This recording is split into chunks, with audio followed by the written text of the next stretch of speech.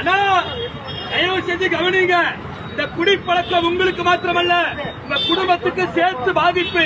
நீங்க குடிக்கிறதுனால உங்க குழந்தைகளுடைய கல்வி எதிர்கால கேள்விக்குறியாக்கப்படுதுன்னா பல பெண்கள் குடிக்கிறதுனால இளம் வயதிலேயே விதவைகளாக்கப்படுறாங்க.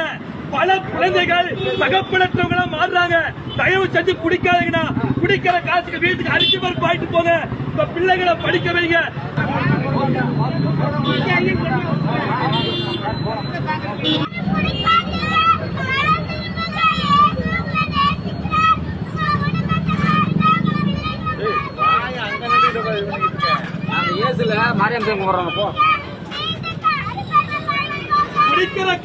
இந்த மாதிரி பல குழந்தைகள் உங்களுக்கு இருக்குன்னா தயவு செஞ்சு சொல்றேன், இந்த வயசுல குழந்தைகள் உங்களுக்கு இருக்கலாம்.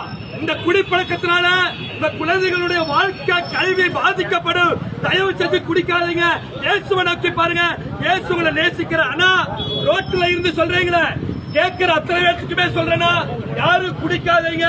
தயவு செஞ்சு சொல்ற, மனம் திரும்புங்க.